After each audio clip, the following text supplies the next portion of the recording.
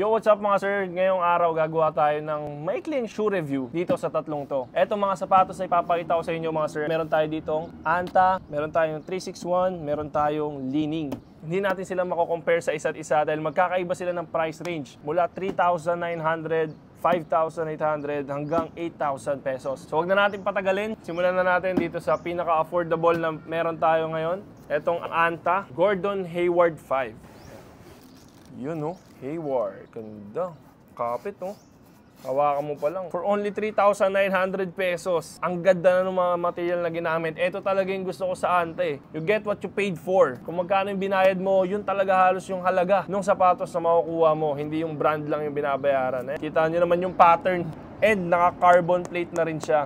Malambot yung cushioning niya. Check din natin yung insole. So malaking bagay kapag maganda at makapal yung insoles ng sapatos mo. Ayun no, tingnan nyo naman kung gaano kakapal yung insole niyan mga sir. Insole pa lang, tingnan nyo gaano kakapal. Mukha lang matigas yung material niya dito. Mukha siyang plastic pero hindi. Nakikita nyo, kayang-kaya ko siyang pigain. Again mga sir, ito yung Gordon Hayward 5 ng Anta. Tingnan nyo naman kung gaano kaganda yung details niyan. For only 3,900 pesos, meron ka ng ganito kagandang basketball shoe. For early concerns kung okay ba siya pang wide foot, I think wide foot friendly naman siya, pero ma-advise ko siguro mag plus 0.5 na lang kayo or plus 1 sa size nyo. Baka mas komportable kayo pag ganun. So ngayon, itatry natin to Anta GH5 Gordon Hayward 5 dito sa outdoor court namin. Hindi siya mas quick, pero kumakapit naman siya.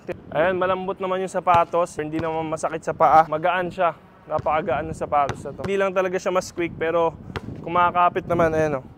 Wala namang problema sa traction. Ano? Maganda rin yung pag-absorb niya ng impact. Ayun, maganda yung traction niya. Hindi lang talaga nag-squeak. Ano? Ganda. And that's it for our short shoe review para dito sa Gordon Hayward 5 ng Anta. Next, dito naman tayo sa 5,000 peso shoe ng 361. Ito yung Aaron Gordon Zen 6. Yun no? Tingnan mo kung gaano kaganda yan. Grabe naman. Grabe na talaga yung mga sapatos ngayon mga sir. Yan, lambot oh. Talagang komportable yung paa mo kapag sinuot mo to. Ito yung pattern niya. Mas preferred ko siguro to sa mga indoor court. Tingnan nyo, napakaganda. Ang pogi. Check natin yung insole. Check nyo yung sapatos nyo kung ganito rin kakapal yung insole. Mas komportable sa paa yung sapatos kapag may maganda at malambot na insole. Ganito kakapal yung sa Aaron Gordon. Parang ito ay may pinakamakapal eh. Ngayon, tatry natin siyang isuot. Sabi ko na nga ba eh, mukhang komportable ito kapag sinuot mo na dahil napakakapal at malambot yung... Dito pansin ko agad na maganda yung lockdown support niya mga sir. Siguro nakatulong na rin to itong paslant niya na direction nung sintas. Pag ganun siya, ang sarap din dahil ang kapal at ang lambot na ito. Ganda ng support niya. Hindi rin siya ganun ka-squeaky, hindi siya matunog. Pero walang problema sa traction, hindi siya nagpipick up ng dust. And again, yung support nga talagang ramdam na ramdam ko. Napakasarap niya lalo na dito sa Achilles. Ang kapal at ang lambot na itong likod na to. Para kang nakatapak sa unan. Sarap sa paa. Sarap sa ankles. Kala mo nagpapahinga yung paa mo eh. Yung lockdown, yung support, cushioning. Napakasarap sa feeling. For 5,000 pesos, meron ka na ganito agandang sapatos from 361. And that's it for our short shoe review para dito sa 361 Aaron Gordon Zen 6. Ito naman yung 8,000 peso shoe ng Li-Ning. First basketball shoe ko from Li-Ning. Way of Wade. All City 13. Grabe. Ang pogi, mamin. Ang ganda. Tingnan mo naman yung design. Parang balat ng aso, parang leather. Pero sobrang breathable, no? Kita yung mga holes na yan. Talagang priority nila yung comfort. Maganda yung traction na sapatos, pati yung cushioning, grabe. Saka yung pagkakadikit ng mga materials, yung pagkaka-stitch, ang linis. Kahit ito yung logo ng Li-Ning, ito yung kay Wade, make your own way. Ito yung likod niya, ang ganda. Tapos merong signature dito. Yung logo ni Wade dito, ayan, no? Tignan natin yung insole. Grabe. Pati insole may support.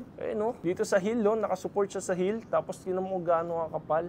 Kung isa sa mga shifty na players na laging nabubutasan ng insole. Low cut to mga sir, napaka-pogi. Tinatanggal ko pala yung sintas niya. Hinawa ko pala yung sintas. Sobrang premium na nung quality ng sintas na ginamit. Ang lambot. Dito pa lang alam mo na kung bakit 8,000 yung price niya. Yun, no? Ang smooth. Grabe. Ay, grabe. Naririnig nyo? Ayan. Grabe. Kala mo, kinakayod yung tiles eh. Tapos yung sintas niya, grabe. Tinan mo, smooth talaga. Sobrang smooth. Ayan o. Gets ko na yung hype dito sa Li-Ning Way of Wade. Grip, yung traction, panalo. Yung support, yung fit ng sapatos. Wala kang masasabi talaga. That's why 8,000. Ang ganda ng design. Walang nilagay sa sapatos na to na walang magandang purpose. Grabe. Tara, try natin siya sa court. Again, nandito tayo sa outdoor court mga sir. Naririnig nyo naman yung squeak ng sapatos. Sobrang kapit. Napakaganda ng sapatos na to. Kung afford nyo, go for it. Napakaganda, wala akong masabi. Usually, ma-observe mo yung cushioning ng sapatos sa heel part. Pero dito, kahit yung toe part, ramdam mo yung lambot. Ayan o.